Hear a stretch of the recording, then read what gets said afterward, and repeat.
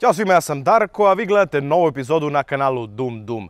Danas vam predstavljamo najpopularniju poluautomatsku lovačku pušku na našim prostorima.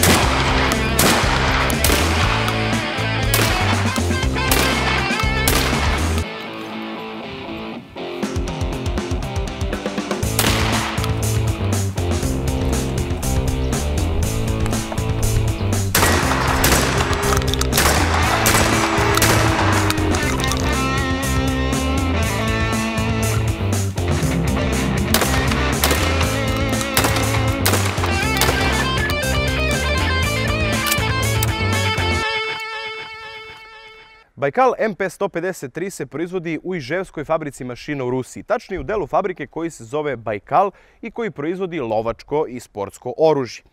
Baikalovo oružje karakteriše robusnost i funkcionisanje u svim vremenskim i temperaturnim uslovima. U posljednjih 15 godina najprodavanija ruska lovačka puška je upravo MP153.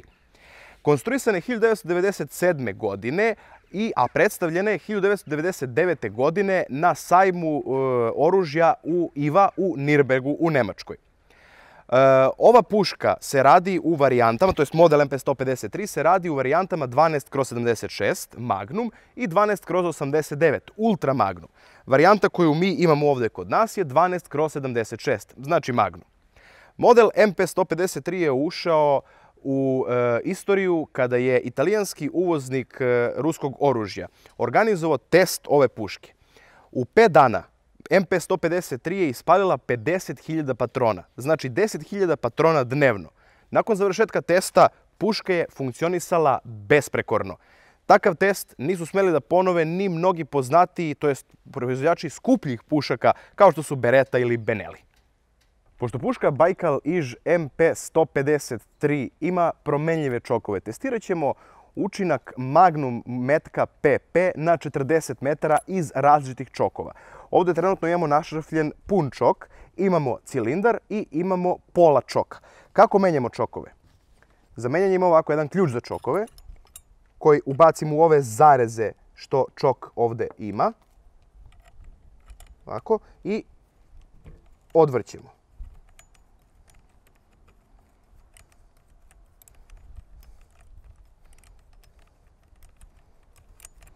Do negde ovako i onda posle možete slobodno rukom.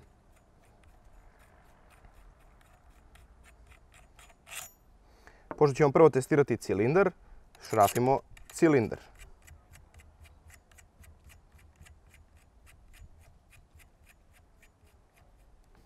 Uzimamo ključ, ponovo u zareze.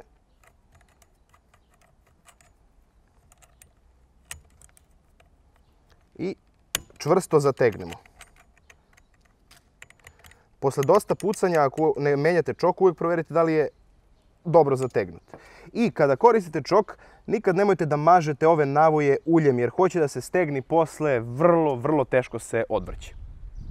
Krećemo sa testom čokova, znači koristimo za sva tri čoka Belotov Magnum PP.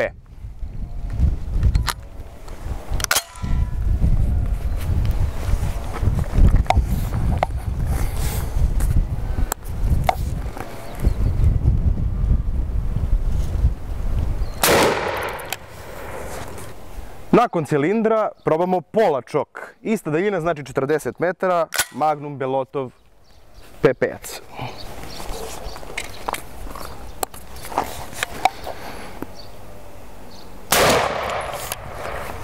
I na kraju pun čok, također 40 metara.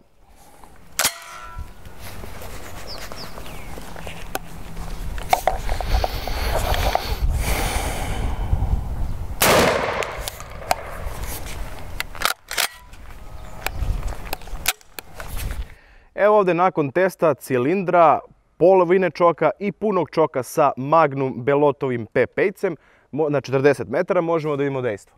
Evo ovdje imamo pucanj, to je pogodak sa našrafljenim cilindrom. 1, 2, 3, 4, 5, 6, 7, 8, 9, 10, 11 kuglica u meti. Rasejano što je očekivano za cilindar. Pola čoka, kao što možemo da vidimo, grupa je vrlo, to jest već je dosta manja. 1, 2, 3, 4, 5, 6, 7, 8, 9, 10, 11, 12, 13, 14 u meti, to jest u ovom papiru, i vidite koliko u centru.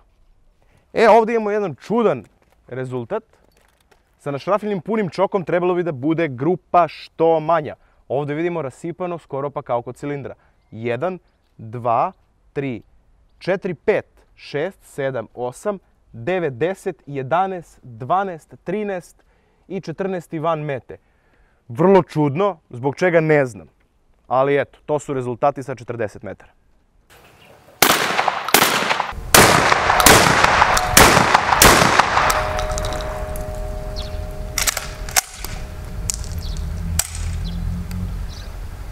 Prvo neki tehnički podaci o modelu MP153.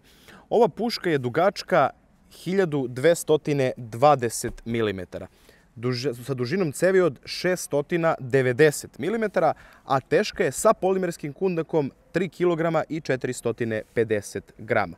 Kad ovako razgledamo pušku, s polja šta možemo da vidimo? Možemo da vidimo zatvarač sa nošačem, možemo da vidimo ručicu za ubacivanje, za pomeranje zatvarača nazad i ubacivanje patrona u cevi, možemo da vidimo dugme za spuštanje zatvarača, okidač, kočnicu, potkundak, kundak i klasičan nišan, znači niz šinu kao na svakoj lovačkoj pušci. MP153 radi na sistemu pozemice gasova. Na polovini cevi nalazi se, znači ovdje negdje, nalazi se dva otvora koja odvode gasove u gasni cilindar i deluju na klip.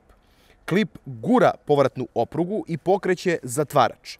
Zatvarač sa klinom bravi se u nastavak cevi.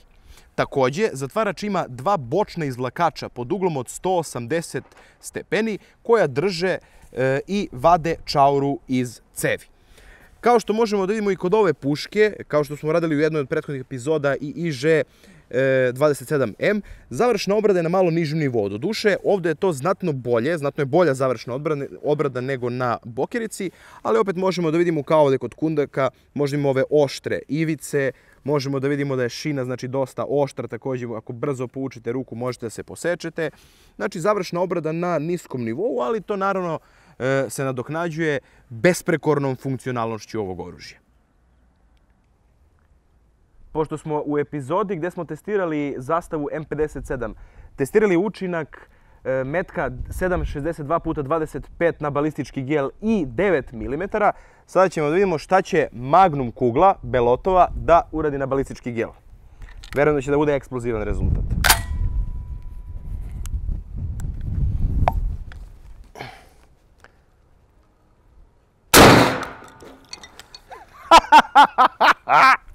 Moć!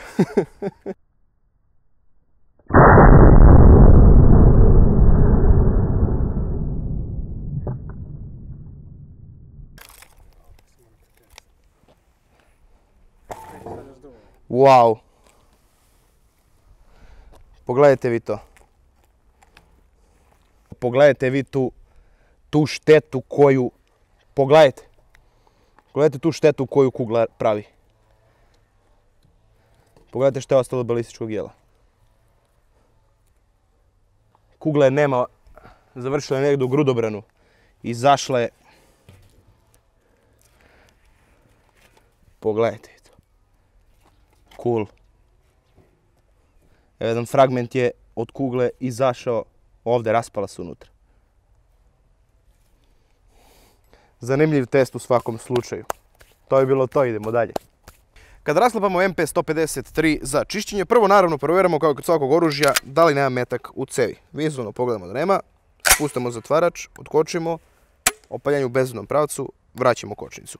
Pre nego što krenemo sa rasklapanjem, moram da poklenemo pušku da je izuzetno otporna na koroziju. Znači, ko ne voli baš tako redovno da čisti oružje, ništa neće da joj fali. Evo lako.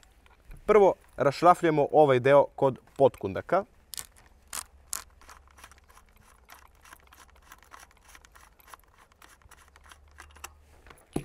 Skidamo potkundak. Pre nego što krenemo dalje sa rasklapanjem, možemo da imamo ovdje na gasnom cilindru natpis Light Loads i Heavy Loads. To je podešavanje gasova za lakša punjenja i za teža punjenja.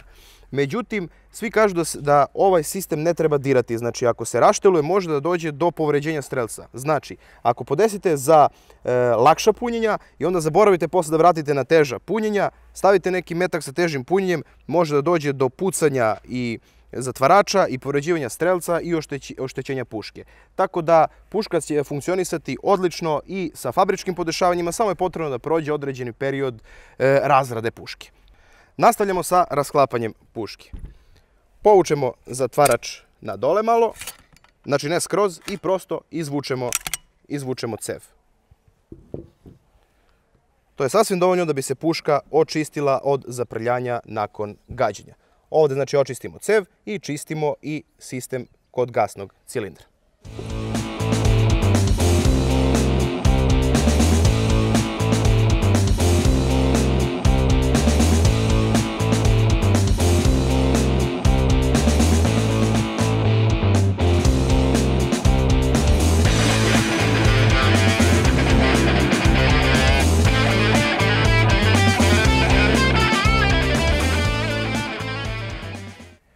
Kada sklapamo MP153,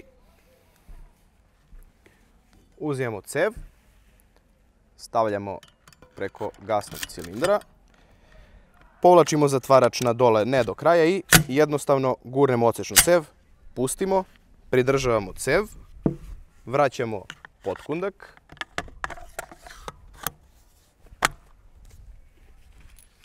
i šrafimo.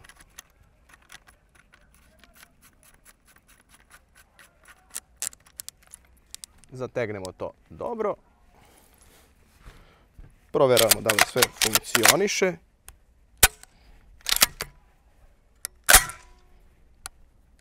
Zakočimo, to jest prvo otkočimo, paljujemo, zakočimo i puška je spremna za upotrebu.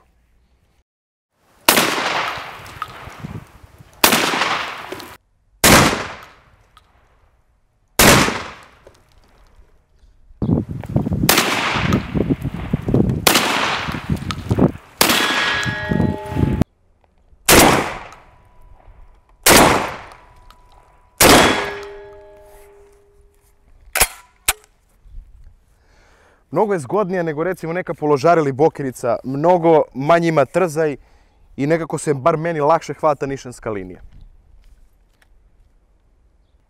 Kao i u svakoj epizodi apelujemo da budete bezbedni kada koristite vatreno oružje. U ovom slučaju kada imamo iže MP153, nebitno da li uzimamo iz sefa, sa stola, uvijek pretpostavljamo je puška napunjena, znači uvijek je držimo u bezbednom pravcu.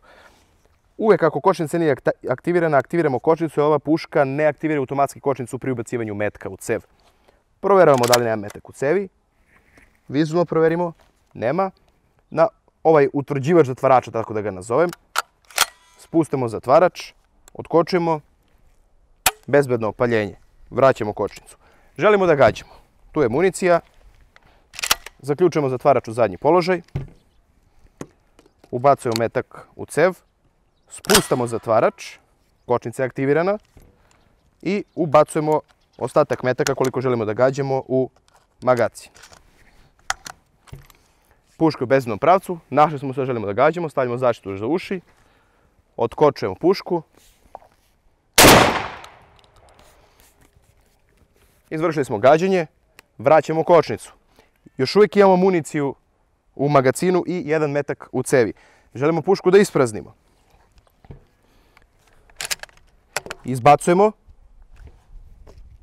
I dalje imamo još jedan metak u magacin, međutim, on ne ulazi automatski u cev. Već moramo, ako želimo da ispraznimo, da pritisnemo ovu ovdje kvačicu, kao što možemo da vidimo ovdje. Metak dolazi na mesto da ga podizač ubaci u cev. Ubacujemo u cev. Izbacujemo. Pritisli smo ovu kvačicu, vidimo više nema municije. Još jednom proverimo. Zatvarač zakačuje u zadnji položaj. Otkočujemo. Bezbedno paljenje. Vraćamo kočnicu i sada možemo da koristimo oružje nadalje. Baikal MP153 se pokazala odlično u praksi. Gotovo svi lovci koji je imaju i koriste imaju samo reči hvale za ovu pušku. Što i ne čudi, je upravo ova puška najprodavanija poluautomatska lovačka puška na svetu u zadnjih 10-15 godina. Preporučuje se svim mlađim lovcima i početnicima i onima sa plićim džepom koji žele jedan kvalitetan lovački poluautomat. Naravno, preporučuje se i onima koji imaju dublji džep, ali žele oružje koje besprekorno funkcioniše u svim vremenskim i temperaturnim uslovima. Trenutno na tržištu postoji sljedeća evolucija u razvoju MP153, naslednikove puške MP155. Ta puška je pretrpela brojne izmene u odnosu na ovu, kao što su i kod sistema i zatvarača, i sistema gasova i kundaka. Kada se ta puška, iako mi nemamo ovdje kod nas, ukoliko ste imali prilike da je vidite izbliza i držite u ruci, možete da vidite da je na njoj čak i završna obrada na visokom nivou. Ovo je bila još jedna epizoda na kanalu Dum Dum. Ukoliko vam se sviđa ovako nešto, prijavite se klikom ovdje. Na kraju želimo da se zahvalimo Udruženju Oružje Slobode koje nas podržava od početka našeg rada. Vidimo se sljedeći put.